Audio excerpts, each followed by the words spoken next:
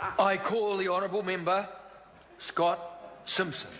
Thank you, Mr Speaker. It's always interesting to follow a Green member in a debate such as the general debate, one where we have doom and green gloom ad nauseum. Doom and green gloom, because the green vision for New Zealand is like the Amish without the Bibles. It's back to the horses and the carts. It's back to doom and gloom, and we, frankly, on this side of the House, Mr Speaker, have a far more optimistic, a far more positive, a far more aspirational view of the world. And ours is a government led so ably by the Right Honourable John Key that has a vision and a view of New Zealand that is going to create the brighter future that we have already set in place for all our country folk. Our plan is about responsibly managing the government's finances so that taxes are spent wisely and services are well provided. Mr Speaker, over the last 48 hours, my electorate in Coromandel has been buffeted by high winds, by heavy seas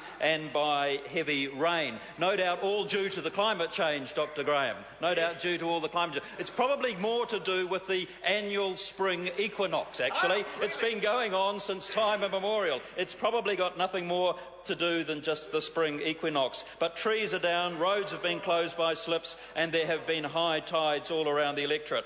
Roads have been closed, and electricity, I'm told, is still off in some parts of the electorate. So my good wishes and concerns go to the hard-working, stoic, diligent people of the Coromandel who are putting the things to right, getting on with the job and cleaning up after the storm. And I want to particularly mention and thank our emergency services, most of whom on the peninsula are volunteer emergency services. They've done a great job.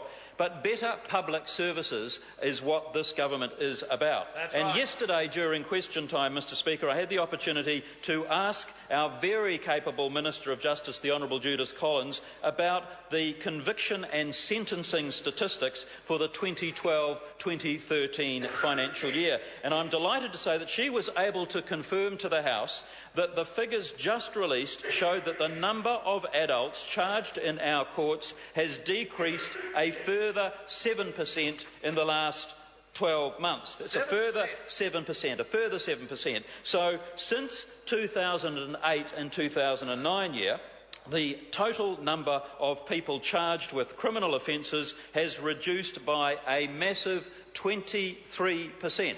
That's 23%. It's the number of people charged with criminal offences in our justice system has reduced by this massive 23%. So clearly the justice sector is working well, and I'm very pleased to be able to, in my capacity as chair of the Justice and Electoral Committee, work with the National Party Justice team. And that involves the Minister of Justice, Judith Collins, Minister of Courts, the very capable Chester Burrows, Minister of Police and Corrections, and of course the Attorney-General, Chris Finlayson, and together they're doing a great job. And altogether it means that there are fewer people in our criminal justice systems, because this is a government that is committed to making New Zealand a safer place for all, so that we have fewer victims in our community. Absolutely important that we do have that. So these statistics show that our initiatives across the sector are having very positive results.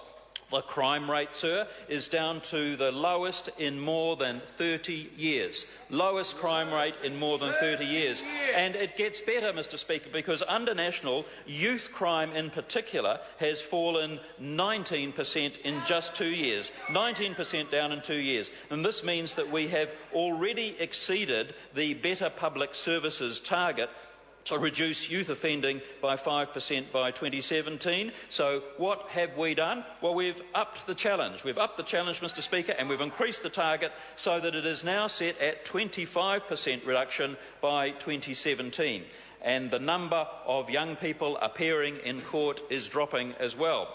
Child and youth prosecution statistics show the number of children and young people being charged in court is at the lowest in 20 years. So collectively, this national government is bringing better public services to New Zealand. And in the justice sector, we're really excelling. And that means fewer victims, fewer New Zealanders who are feeling unsafe in their homes and in their workplace. And so together, this is a good government doing an exceptionally good job that is making the justice sector a hallmark of success in terms of our better public services. It's a good government doing a great job, and I am privileged and delighted to be working with such capable colleagues on this side of the House. Honourable members, the time for this debate has expired. We will therefore turn and focus our minds on private and local order of the day number 1. New Zealand Mission Trust Board Autumn Taha Empowering Bill.